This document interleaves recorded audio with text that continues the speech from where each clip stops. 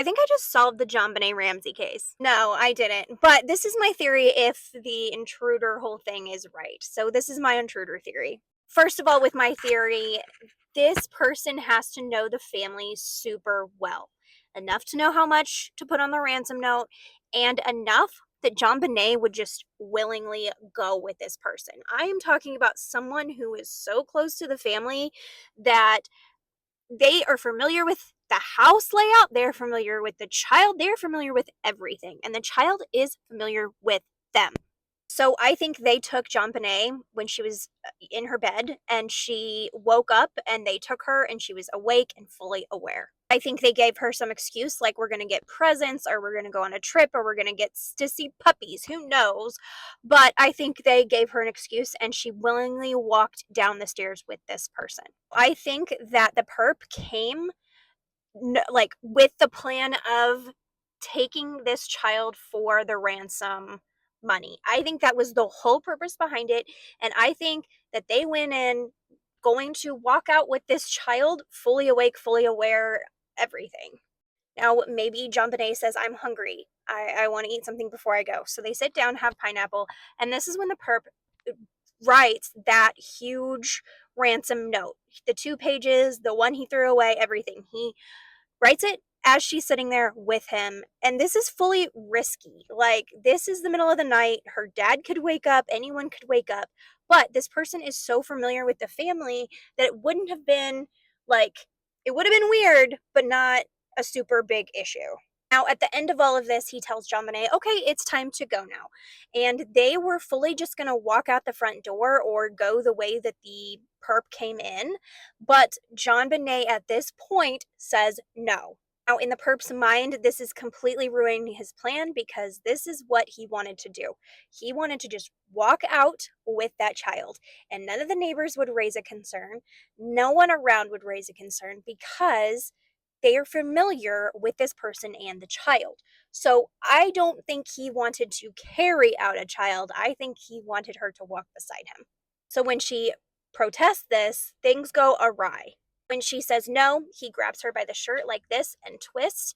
And when he does, he creates that we see on her neck, other than the big one. And she puts her nails in, which we see also evidence of that. He is telling her, no, you're going with me. This is the part where he is snapping. He is becoming erratic. And maybe she screams. Maybe she's still saying no. Something happens. And that is when he takes that flashlight and over the head. I do think this was an accident. I think he was fully planning on returning this child. I don't think that this was a unaliving. I think he fully just wanted the ransom, and this part made his plan go completely awry. So at this point he panics and this child now, he cannot carry this child out, but this child is unconscious. What do you do? So he is going to take her to the basement hoping that she wakes up. And so that is how they end up in the basement. Now, while they're down there, maybe he recognizes that she wet herself during all of this because she was scared, or maybe had wet herself before. And so the change of underwear happens. He is taking care of her. He is showing love to this person. Even though he did that, it was a panicked thing. I think he really truly cared about Jonbenet to a certain extent. Now, this is where we see such a long time in between the hit on the head and the neck thing. So he's waiting for her to wake up. He is waiting for her. He's panicked. He is like trying to get her to wake up. She's not, but he knows that she is still alive. So he just doesn't know what he's doing. He is maybe trying to put her into the suitcase. That didn't work. He's maybe like just freaking out, trying to figure out what to do. When he realizes that she is not going to wake up, but she is alive and can possibly identify him, he goes for the neck thing with the only things available in the basement, which was the art supplies. Now, at this point, everything is ruined. The whole plan is ruined, and he just ditches her there in the basement. But he left that ransom note still on the stairs. So part of his plan went through and part of it did not, but he just flees. And maybe he's there the next day because he is close to the family and they called him.